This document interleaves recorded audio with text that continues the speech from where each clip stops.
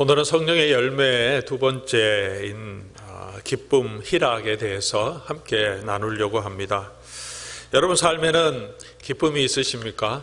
우리 신앙생활 할 때 행복하고 즐거움을 누려야 하는데 그렇지 못할 때가 많이 있습니다. 힘들고 어렵고 또 부담이 될 때도 있고 교회 생활이 그렇게 만족스럽지 못해서 또 교회를 떠날까, 아니면 다른 교회를 가볼까, 아니면 그냥 교회 자체가 좀 싫어서 좀 쉬고 싶다 하는 그런 분들도 때로는 만나게 됩니다.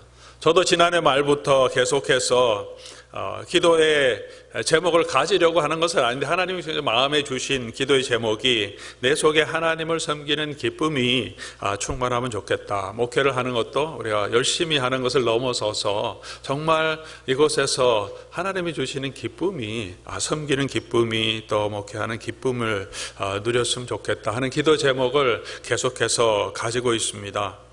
성도의 삶의 가장 큰 특징 중에 하나가 기쁨인데, 때로 우리의 삶에 이 기쁨을 누리지 못할 때가 많이 있습니다. 오늘 우리가 함께 읽었던 로마서 14장 17절의 말씀 보면 하나님의 나라의 특징을 기록하고 있습니다. 하나님의 나라는 먹는 것, 마시는 것이 아니고, 어떤 종교적인 의식이 중요한 것이 아니고, 그것이 없어서는 안 되지만 먹는 것, 마시는 것이 아니라 오직 성령 안에 있는 의와 평강과 희락이라, 그렇게 말합니다. 우리가 의를 많이 강조합니다. 하나님의 의를 강조하고, 그래서 진지함, 경건함을 강조합니다. 평강도 강조합니다. 하나님의 평강과 사람 안에서의 평강도 강조하는데, 우리가 희락, 기쁨은 얼마나 강조하는가?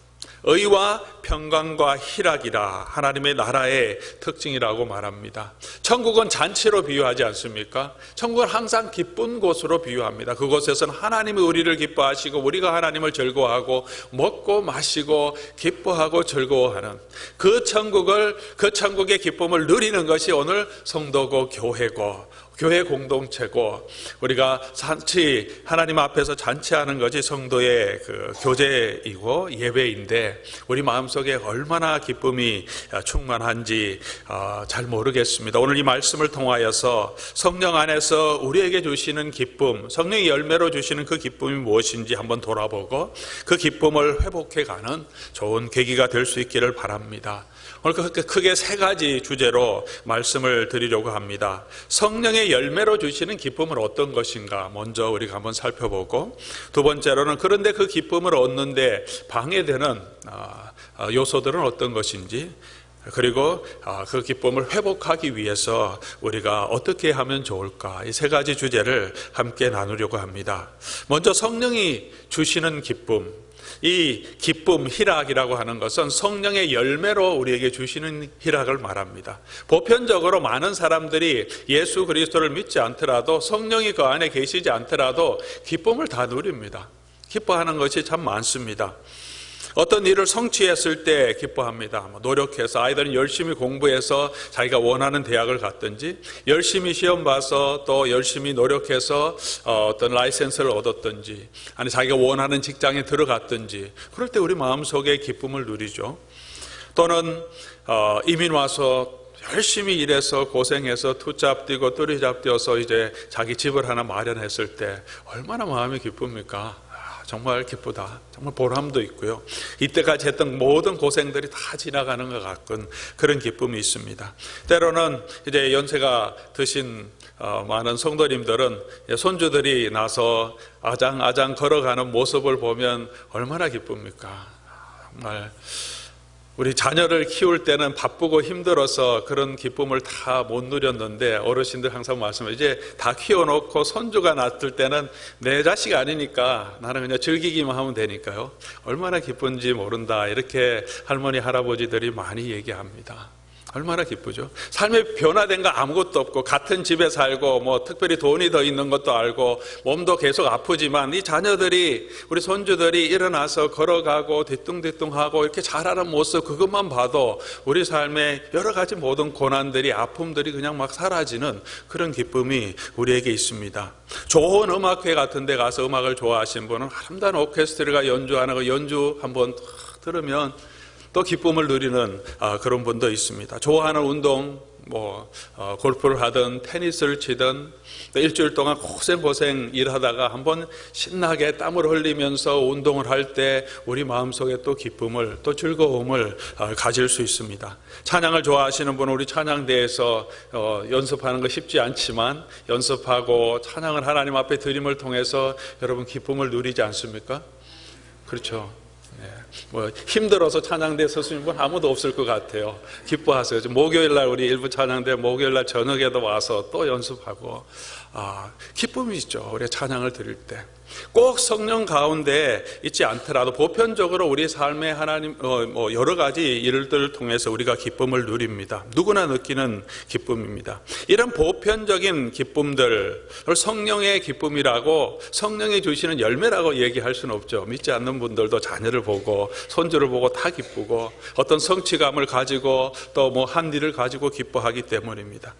그렇다면 그리스도 안에서 성령이 주시는 기쁨은 어떤 기쁨입니까? 오늘 우리가 중점적으로 생각하려고 하는 것은 이런 그냥 일반적인 보편적인 기쁨이 아니라 성령의 기쁨은 어떤 것인가? 성령이 우리에게 주시는 기쁨은 이런 보편적인 기쁨, 모든 사람이 누리는 기쁨, 우리가 거부하는 것처럼 우리도 당연히 누리고 즐거워하는 것이지만 그것에서 더해서 환경과 사건을 넘어서는 지속적인 기쁨을 하나님은 우리에게 허락해 주십니다. 고난과 역경 가운데서 기뻐할 수 있는 기쁨입니다. 하박국 선지자의 말처럼 우리의 양떼가 없고 외양간에 송아지가 없어도 내가 여호와로 인하여 기뻐하는 그 기쁨을 허락해 주십니다. 이런 기쁨은 어떤 기쁨입니까? 첫 번째로 가장 중요한 것은 the joy of salvation, 구원의 기쁨이에요. 구원의 기쁨. 우리 모든 사람의 마음속에는 죄에 대한 의식이 있습니다. 예수를 믿든 믿지 않든 죄책감이 있습니다. 그게 인간의 본성입니다. 하나님은 그렇게 만들었고 하나님 앞에 서 있는 인간의 본성이기 때문입니다. 아무리 착하게 살더라도 마지막 때에 자기의 인생, 자기의 영혼을 걱정할 수밖에 없습니다. 20세기 지난 한 세기 동안 한국 불교의 최고의 고승이라고 하는 성철 선교사님, 승철 스님께서 돌아가실 때 한 이야기가 아주 유명합니다. 그분이 유명한 것은 그분이 얼마나 이렇게 고행, 수행을 너무 많이 하셨기 때문이죠. 불교적으로 보면 학식도 굉장히 높았다고 합니다. 그분이 마지막 때 이런 말씀을 해서 논란이 좀 된 적이 있습니다. 진리가 아닌 것을 진리라고 속인 것이 너무 커서 나는 지옥에 간다. 또 제자들이 모였을 때 내 말에 속지 말라, 내 말에 속지 말라 그렇게 말했다고 합니다. 또 불교에 귀의하기 전에 낳은 딸이 한 분 있는데 그분도 입적해서 스님이 됐다고 하는데 그 딸에게 내가 이때까지 잘못된 삶을 살았다 그렇게 고백을 하면서 마지막 인생을 맞았다고 합니다. 물론 해석에 논란이 있지만 분명한 것은 그 많은 수행에도 불구하고 모든 사람이 존경하는 그 정도의 금욕적인 수행에도 불구하고 마지막 때에 자기 속에 있는 죄책감은 분명하게 있었다는 거죠. 내가 정말 하나님 앞에 의롭다 하는 신 앞에서, 그냥 사람 앞에서도 내가 깨끗하고 완전하다 이렇게 설 수 있는, 인간의 노력으로 설 수 있는 그런 모습들은 없다는 거죠. 분명히 그런 자기 속에 있는 갈등이 있었기 때문에 이런 말을 하게 된다고 생각이 됩니다. 죄에 대해서 정말 마지막 죽을 때 하나님 앞에서 또 사람 앞에서 정말 하나님이 주시는 구원의 기쁨을 누릴 수 있는 것은 우리가 성경에 말한 대로 오직 예수 그리스도를 믿음으로만 구원을 얻게 된다고 말합니다. 이 구원의 기쁨을 성령께서는 저와 여러분 안에 주셨습니다. 베드로와 요한이 성전에 올라갈 때 성전 미문에 앉아있는 걷지 못하는 안전뱅이 고쳐주셨습니다.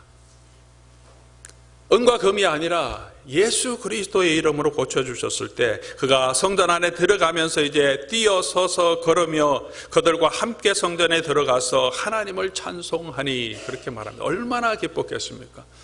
하나님의 은혜로 죄의 용서함을 받고 이제 성전으로 들어갈 수 있게 되었다는 그 기쁨이죠.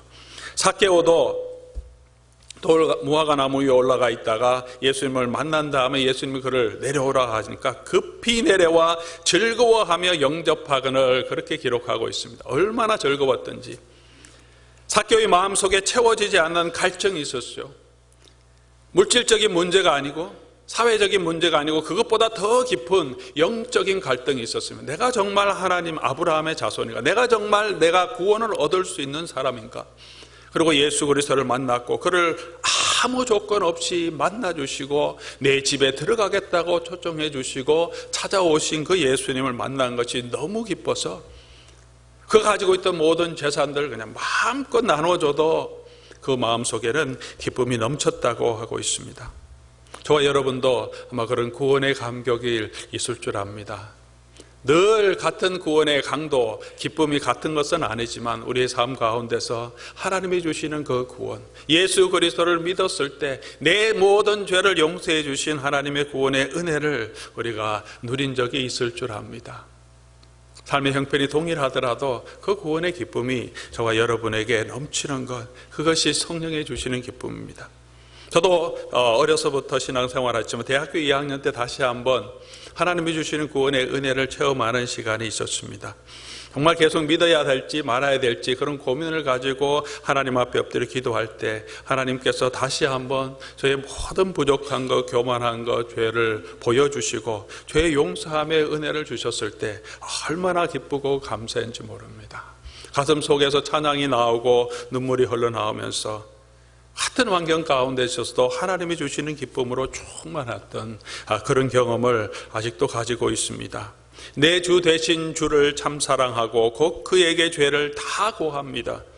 큰 은혜를 주신 내 주 예수신이 이전보다 더욱 사랑합니다. 주님 앞에 우리의 죄를 다 고할 때 나를 용서해 주신 그 주님의 은혜 때문에 하나님을 감사하는 성령의 은혜, 성령의 기쁨이 우리가 가장 큰 성령이 주시는 희락이고 기쁨이죠. 돈이 많이 없어도, 많이 배우지 못해도, 세상에서 내세울 것이 많이 없어도 아버지 하나님께서 예수 그리스도 안에서 나의 모든 죄를 용서해 주시고 받아주셨다는 그 구원의 기쁨을 가지고 있는 사람들, 그것이 성령이 주시는 가장 큰 축복입니다. 두 번째로 성령께서 우리에게 주시는 축복은 우리를 어려움에서 건져주시는 축복입니다. The joy of deliverance라고 할 수 있죠. 여러분, 사무엘의 어머니 한나를 잘 아십니다. 한나가 아들이 없어서 느끼는 정말 안타까움이 있었습니다. 자기 자격지심도 있었습니다. 우리에게도 아마 그런 마음들이 있을 수 있습니다. 그러나 자기 스스로도 힘들고 어려운데 그를 격동하는 버닌나라는 여인이 있었습니다. 다른 와이프죠. 심히 격분하게 하여 괴롭게 하더라. 계속해서 이 마음을 쑤시고 고통스럽게 합니다. 괴로워서 기도합니다. 여호와 앞에 통곡하며 기도합니다. 아마 우리의 삶 가운데도 그런 어려움을 또 겪고 계신 분들도 있을 것입니다. 너무 힘들어서 고통스러워서 괴로워서 하나님 앞에 원통할 때 하나님께서 그 기도를 들어주십니다. 사무엘상 2장 1절에 한나가 기도하여 이르되 내 마음이 여호와로 말미암아 즐거워하여 내 뿔이 여호와로 말미암아 높아졌으며 내 입이 내 원수들을 향하여 크게 열렸으니 이는 내가 주의 구원으로 말미암아 기뻐함이라. 하나님의 구원에, 하나님이 그 상황 가운데서 답답하고 안타깝고 속이 너무너무 상하고 괴로운 그 환경 가운데서 하나님이 해결책을 허락해 주셔서 얼마나 기쁜지. 우리의 삶 가운데도 그냥 보편적인 기쁨이 아니라 하나님 앞에 엎드려 기도할 때 하나님께서 우리를 그 상황에서 건져주시고 기도를 응답해 주셨을 때 주시는 얼마나 큰 기쁨이 또한 성령이 우리에게 주시는 기쁨입니다. 시편 40편 1절과 2절에 보면 내가 여호와를 기다리고 기다렸더니 귀를 기울이사 나의 부르짖음을 들으셨도다. 나를 기가 막힐 웅덩이와 수렁에서 끌어올리시고 내 발을 반석 위에 두사 내 걸음을 견고하게 하셨도다. 하나님께서 저와 여러분을 하나님께서 이런 기막힌 웅덩이에서 건져주실 때 우리 속에 하나님이 주시는 기쁨이 있습니다. 또한 성령이 주시는 기쁨은 영적인 성숙으로 이끌어가는 기쁨입니다. 우리가 영적으로 점점 성장해가는 기쁨을 누리게 됩니다. 요한복음 15장 10절에서 11절 말씀 보면 내가 아버지의 계명을 지켜 그 사랑 안에 거하는 것 같이 너희도 내 계명을 지키면 내 사랑 안에 거하리라. 내가 이것을 너희에게 이르면 내 기쁨이 너희 안에 있어 너희 기쁨을 충만하게 하려면, 우리 안에 기쁨이 충만한 이 기쁨은 어떤 기쁨입니까? 주님의 기쁨입니다. 이 주님의 기쁨은 어떻게 우리에게 얻을 수 있습니까? 우리가 그리스도의 사랑 안에 거할 때, 그리스도께서 우리를 사랑한 것처럼 우리도 그 사랑을 실천하려고 노력할 때 예수님이 가지고 계셨던 그 기쁨이 우리에도 충만하게 된다, 그렇게 말하고 있습니다. 우리의 삶 가운데서 단순히 하나님이 구원해 주신, 하나님의 기도 응답을 베풀어 주신 것으로도 기뻐하는데, 조금 더 고차원적이라고 할까요? 조금 더 높은 차원의 기쁨은 단순히 하나님이 내게 주신 은혜로 기뻐하는 것이 아니라, 내가 그 예수 그리스도의 은혜에 감사해서 주님을 닮아서 주님처럼 그 사랑을 실천할 때 하나님이 우리에게 주시는 기쁨입니다. 사랑할 때 하나님이 저와 여러분에게 기쁨을 주십니다. 받을 때도, 선물을 받을 때도 기쁘지만, 선물을 정성껏 준비해서 사랑한 사람에게 줄 때 주는 사람의 기쁨도 이루 말할 수 없습니다. 자녀와 부모의 관계를 우리가 생각해 보면 더 잘 알 수 있습니다. 우리가 자녀들에게 사랑을 주고 관심도 주고 용돈도 주고 돌봐줍니다. 받는 아이들도 부모의 사랑을 기뻐할 수 있겠지만, 주는 부모의 마음이 얼마나 기쁩니까? 내리사랑이라고 우리가 그것을 사랑하고 섬길 때, 사랑을 줄 때 우리 속에 기쁨이 있습니다. 저와 여러분이 예수 그리스도의 사랑으로 다른 사람을 섬길 때, 봉사할 때 우리 속에 하나님이 주시는 기쁨이 있습니다. 왜냐하면 그 그리스도의 기쁨을 우리에게 주신다고 약속해 주셨기 때문에. 늘 받는 것이 기쁜 것은 아닙니다. 작지만, 내가 부족하지만 하나님을 향하여 내가 조금 수고할 때, 형제를 향하여 내가 사랑을 베풀어 주고 섬길 때 하나님이 우리 속에 주시는 정말 기쁨을 하나님 주십니다. 어제도 우리 24명인가요? 우리 멕시코 티juana에 가서 봉사하고 오셨습니다. 자기 시간을 내서 하루 종일 아침에 떠나서 저녁에 돌아오는 것이 쉬운 일은 아니지만, 그 섬김 가운데 우리 마음속에 주시는, 아마 각 사람에게 주시는 하나님의 기쁨이 있었을 것입니다. 바울과 실라가 빌립보에 가서 귀신 들린 여자 종을, 귀신을 내어 쫓고 그 여자를 회복해 주십니다. 경제적으로 착취를 당하고 사회적으로 멸시를 당하고 영적인 착취를 당하고 있는, 억압 아래에 있는 이 여인을 자유롭게 해주십니다. 그 일로 인하여서 몽둥이로 두드려 맞고 감옥에 갇히고 착고로 바울이 채워져서 감옥도 깊은 곳에 처박혀 있습니다. 몸이 얼마나 아팠겠습니까? 두드려 맞고, 그리고 착고에 채워서 옛날 돌 감옥이 얼마나 추운지 모릅니다. 그것도 깊은 음침한 곳에, 추운 곳에 버려져 있는데, 그들이 한 일이 무엇이면 밤중에 그들이 기도하며 하나님을 찬양했다, 그렇게 성경은 기록하고 있습니다. 육신적으로 볼 때, 인간적으로 볼 때 정말 고난 가운데 있죠. 몸도 온 곳이 다 멍들어서 쑤시고 아프고 힘들었지만 그들이 찬양을 했다 그럽니다. 찬양을 언제 나옵니까?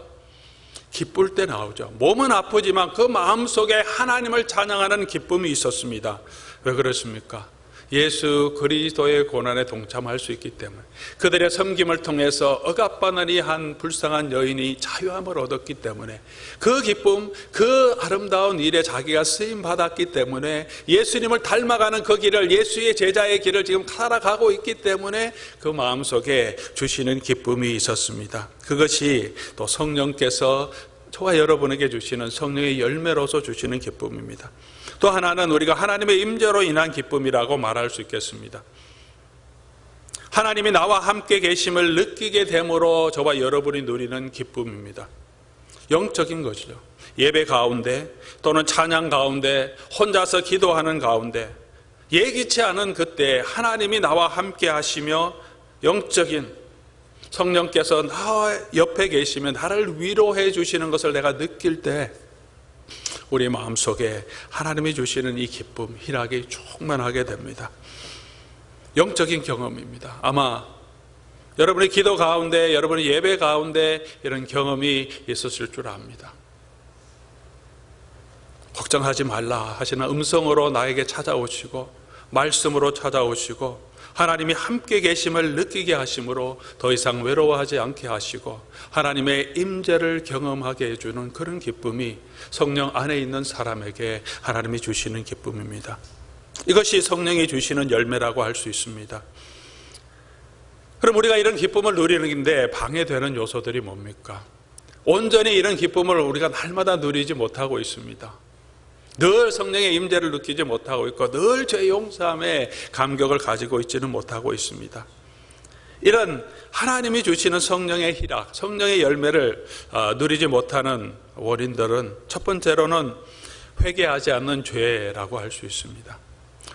성령의 열매는 하나님과의 관계 가운데서 주시는 것인데 우리 속에 죄가 있으면 하나님의 관계가 깨끗하지 않기 때문에 우리가 하나님 앞에 마음을 다하여 나아갈 수 없습니다. 성령의 기쁨은 하나님과의 관계가 회복될 때 하나님이 주시는 기쁨이기 때문입니다. 죄는 이 하나님과의 관계를 가로막는, 하나님의 관계를 거리감을 두게 하는 가장 큰 장애물입니다. 회개하지 않는 죄를 우리 마음속에 품고 있을 때 진정으로 우리가 구원의 기쁨을 누릴 수 없습니다. 정말 나의 가장 은밀한 죄까지도 하나님 앞에 내어놓고 회개하고 자복할 때, 다른 사람에게 내가 잘못했던 것을 용서를 구하고 용서할 때 성령께서 우리 마음속에 자유함을 주시고 구원의 기쁨을 회복시켜 주십니다. 또 한 가지 우리가 이 기쁨을 누리지 못하는 것은 잘못된 기쁨의 근거라고 할 수 있습니다. 내가 기쁨을 누리는 소스, 그 원인을 잘못 가지고 있을 때가 많습니다. 세상은 계속해서 우리로 하여금 더 가지라고 말합니다. 우리가 날마다 광고를 보고 신문에서, TV에서, 또 극장에서, 또 길 가면서, 또 핸드폰으로 계속해서 광고가 옵니다. 광고가 뭡니까? 우리 욕구를 자극하는 거죠. 이거 사야 된다고. 이거 더 가져야 된다. 더 새로운 것을 가져야 된다고. 우리는 늘 그런 문화에 빠져 있습니다. 기업들이 광고에 투자하는 돈이 얼마나 많습니까? 낭비가 아니죠. 그만큼 수억 달러를 투자하면 그만큼 사람들이 사기 때문이죠. 욕망을 자극합니다. 어떻게든지 이 15초, 30초 안에 우리 눈과 마음을 자극해서 이 상품을 꼭 필요한 것으로 느끼게 만듭니다. 필요가 없었는데 새로운 상품을 만들어서 저거 내가 꼭 가져야 되겠다. 그렇게 우리의 수요를 만들어서 사게 하는 것이 그런 문화에 저와 여러분이 살고 있습니다. 조금만 더 가지면, 조금만 더 좋은 것을 가지면, 조금만 더 하면 내가 만족함을 얻겠다, 내가 기쁨을 누리겠다 하는 그런 욕심도 우리 안에 있습니다. 내가 가진 것으로, 내가 입은 것으로, 내가 이룬 성공으로 우리 자신의 기쁨, 우리 자신의 행복을 추구하려고 합니다. 일주일 내내 이런 세상 문화에 젖어 있다가 우리가 주일날 성도의 교제 가운데, 예배 가운데 오면 이런 모든 것들을 다 차에 놔두고 우리 거룩한 마음으로 하나님 앞에 나오게 되지 않습니다. 이런 생각들, 이런 문화의 현재의 삶의 모든 트렌드에 젖어 있던 그 마음 그대로 우리가 교회에 나오면서 교회 안에서도 봉사하면서도 내가 가진 지위로, 내 직분으로, 내가 하는 일로 내가 만족함을 누리려고 하는 그런 마음들이 우리 안에 계속 있기 때문에 우리 안에 하나님이 주시는 참 기쁨을 누리지 못할 때가 많이 있습니다. 세 번째로 우리가 기쁨을 누리지 못하는 원인 중에 하나는 삶의 여러 가지 어려움과 고난입니다. 세상을 살아갈 때 저와 여러분이 당하는 여러 가지 어려움과 고난들이 있습니다. 고통도 아픔도 있습니다. 우리가 잘해도 잘못한 것을 떠나서 우리 가운데 육체의 질병도 오고 경제적인 어려움도 당하게 됩니다. 아무리 열심히 일하더라도 사업이 잘 안 될 수가 있습니다. 실패할 수도 있습니다. 경기 때문에 어떤 다른 내가 컨트롤할 수 없는 그런 일들이 일어남을 통해서 사업을 다 접어야 할 경우도 있습니다. 그런 삶의 어려움이 우리 가운데 있을 때 우리가 믿음은 있지만 우리가 정말 그 삶의 짐이 너무 무거워서 힘들어서 참 기쁨을 누리지 못할 때가 있습니다. 너무 외롭고 지치고 힘들어서 내가 무엇을 해야 할지 몰라서 또는 내 생활에 지금 너무 막막하고 어렵기 때문에 이 삶의 무게로 인하여서 우리가 너무 지치고 힘들어서 우리 마음도 낙심이 되어서 하나님의 구원을 알지만 그 구원의 기쁨을 완전히 누리지 못할 그럴 때가 참 많습니다. 우리가 욥의 고난을 잘 압니다. 욥이 한 곳에서 이렇게 고백하고 이렇게 고백하다가 엘리후라는 젊은 친구에게 책망을 받습니다. 욥기 34장 9절 보면 사람이 하나님을 기뻐하는 것이 무익하도다 그렇게 네가 말하느냐 하면서 엘리후가 욥을 책망합니다. 그런 마음이 욥에게 있었다는 거죠. 자기가 하나님 앞에서 경건하고 의롭게 살았는데 왜 알 수 없는 이런 고난을 계속해서 나에게 주시는가? 내가 하나님 앞에서 하나님이 기뻐하게 산 그것이 무슨 유익이 있는가? 이렇게 한탄하는 마음을 가지게 됩니다. 오늘 이 세상에서 우리 인생의 고난의 짐이 너무 무겁고 힘들 때 때로는 우리의 마음속에 그런 신앙의 시련을 겪을 때도 있고 그런 어려움들이, 그런 인생의 짐들이 우리의 마음의 기쁨을 앗아갈 때가 참 많습니다. 그렇게 하면 하나님이 주시는 이 성령의 열매, 희락, 기쁨을 회복할 수 있는 방법은 무엇이겠습니까?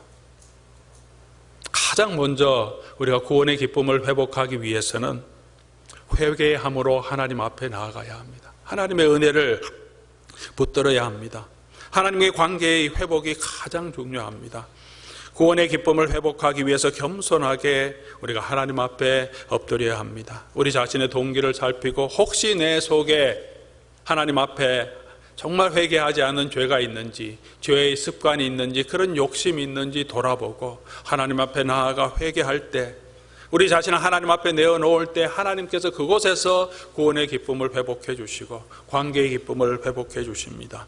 요한일서 1장 9절에 그리고 하나님 앞에 자백하면 하나님께서는 미쁘시고 의로우사 우리의 모든 죄를 사하여 주시고 우리를 모든 불의에서 깨끗하게 하실 것이라고 약속해 주셨습니다. 어떤 상황 속에서도 우리가 기뻐할 수 있는 이유, 나의 모든 죄를 사해 주시는 예수 그리스도의 은혜가 저와 여러분 가운데 있을 때 하나님께서 우리에게 이 기쁨을 허락해 주실 것입니다. 사람과의 관계에 있어서 내가 잘못한 것이 있으면 가서 용서를 구하고 또 나에게 잘못한 그 사람을 용서하는 마음을 가질 때 우리의 마음속에 하나님이 주시는 기쁨이 있습니다.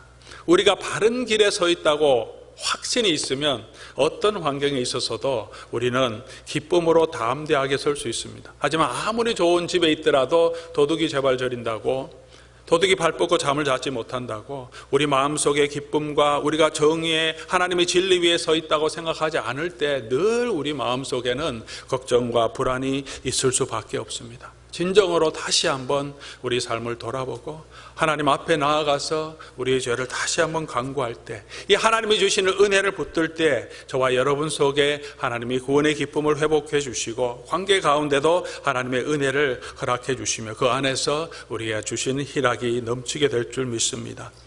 두 번째로 우리가 생각해야 될 것은 인생의 고난에 대한, 삶의 어려움에 대한 바른 관점을 가져야 한다는 것입니다. 누구에게나 고난과 시련이 있습니다. 어려움이 있습니다. 그러나 삶의 고난과 시련은 그저 하나님께서 모든 것을 통치할 수 없기 때문에 주시는 것이 아니라 하나님께서 그 과정을 통해서 우리의 신앙과 인격을 성숙하게 해 주시는 과정으로 하나님께서 사용하신다는 것입니다. 야고보서 1장 2절에서 4절까지 이렇게 말합니다. 내 형제들아, 너희가 여러 가지 시험을 만나거든 온전히 기쁘게 여기라. 시험이 어떻게 기쁘겠습니까? 바른 관점을 가지는 거죠. 왜냐하면 시험의 진정한 목적을 바라보는 것이기 때문이죠. 믿음의 시련이 내가 그것을 견뎌나갈 때 인내를 이루고, 인내를 온전히 이루면 우리가 온전하여 구비하여 조금도 부족함이 없게 하나님께서 만들어 주신다. 이런 삶의 어려운 시련을 통하여서 우리가 조금씩 구비되어서 점점 더 온전한 신앙으로 하나님께서 이루어 가실 수 있도록 이것을 사용하신다고 말하고 있습니다. 베드로전서 4장 12절에도 너희를 연단하려고 오는 불시험을 이상한 일 당하는 것처럼 여기지 말고 우리의 관점을 얘기하고 있습니다. 어려움이 왔을 때 그것에 너무 압도당하지 말고 이것이 왜 오는지를 설명하고 있죠. 너희를 연단하려고 오는 불시험, 하나님이 우리를 연단하려고 이것을 주셨음을 알고 그 안에서 우리가 견디고 인내하며 하나님을 붙들고 나아가도록 우리에게 말씀해 주고 있습니다. 고난은 힘듭니다. 어렵지만 우리가 이 일을 통해서 견뎌나갈 때 하나님이 우리와 함께 하시고 그 가운데 피할 길을 허락해 주실 뿐만 아니라 그 과정을 통해서 저와 여러분의 인격이 성숙되게 해 주십니다. 인간적으로도 신앙을 떠나서 고난을 통과하고 어려움을 겪을 때 그 사람의 인품이, 성격이 단단하게 성장되는 것을 보게 됩니다. 고난을 통하여서 하나님은 저와 여러분을 겸손하게 만들어 주십니다. 고난을 통하여서 우리가 하나님을 의지하게 해 주십니다. 고난을 통하여서 우리로 하여금 다른 연약한 자를 이해할 수 있는 그런 마음의 여유를 가지게 해 주십니다. 고난을 통하여서 내가 그리스도의 고난의 무게를 조금 더 이해할 수 있도록 하나님 하나님께서는 그 고난을 통해서 알게 해주십니다. 하나님은 사랑하는 자녀같이 저와 여러분을 돌보시고 함께 하시며 이런 모든 삶의 형편을 통하여서 우리가 성숙하게 그리스도 안에서 자라가기를, 그래서 온전하여 구비하여 조금도 부족함이 없게 하려는 그런 뜻을 가지고 계시다는 것을 믿으시고 바라보시기 바랍니다. 세 번째로 우리가 이런 고난, 기쁨을 누릴 수 있는 아주 중요한 이유는 하나님이 주시는 상급을 바라볼 때입니다. 이 땅에 있는 가치를 붙들고 살면 비교하게 됩니다. 하지만 하나님이 주시는 상급을 붙들고 살 때 우리가 정말로 이 고난을 이길 수 있고 기쁨을 끝까지 누릴 수 있습니다. 영국의 공리주의 철학자인 존 스튜어트 밀이 한 말이 있습니다. 만족한 돼지보다 불만족한 인간이 되는 편이 낫고 만족한 바보보다 불만족한 소크라테스가 되는 편이 더 낫다. 그냥 세상에 먹고 마시는 그것으로 그냥 즐거워하고 내가 가진 것으로 즐거워하는 것보다는 조금 더 큰 가치를 붙들고 고민하며 사는 것이 더 행복한 삶이라고 철학자는 말하고 있습니다. 우리가 무엇을 가지고 우리의 기쁨의 원천으로 삼고 있습니까? 많은 경우에 우리가 이 세상의 문화의 영향을 받아서 내가 조금 가진 것, 내가 지금 있는 형편, 나의 환경을 통하여서 우리의 기쁨의 원천을 찾을 때가 많이 있습니다. 세상 사람들도 조금 더 고차원적인 기쁨, 그런 가치를 추구하는 것에 인생의 목적을 두고 있습니다. 오늘 저와 여러분들이 인생을 살아갈 때, 신앙생활을 할 때, 사막과 같은 광야와 같은 이 인생길을 걸어갈 때 눈앞에 있는 지금 당장에 있는 기쁨과 즐거움이 아니라 좀 긴 안목으로 우리 인생을 바라보는 그런 관점을 가지기를 원합니다. 그 긴 관점은 인생의 끝을 바라보는 것을 넘어서서 영원한 관점에서 우리 자신을 돌아볼 필요가 있습니다. 모세는 잠시 죄악의 낙을 누리는 것보다 하나님의 백성과 함께 고난을 당하는 것을 더 좋아했고 그리스도의 고난에 참여하는 것을 더 큰 재물로 여겼다. 그렇게 말합니다. 이 세상에서는 이스라엘 백성과 함께 광야의 길을 나가는 것이 고난의 길이지만 그렇지만 그것을 더 큰 재물로 여겼다. 그렇게 말하고 있습니다. 왜냐하면 고생을 좋아하는 해서가 아니라 상 주시는 이심을 바라보았다고 히브리서는 분명하게 우리에게 말해주고 있습니다. 더 큰 재물, 더 큰 상, 더 큰 가치를 바라보았기 때문에 더 적은 것을 놓을 수 있었다는 것이죠.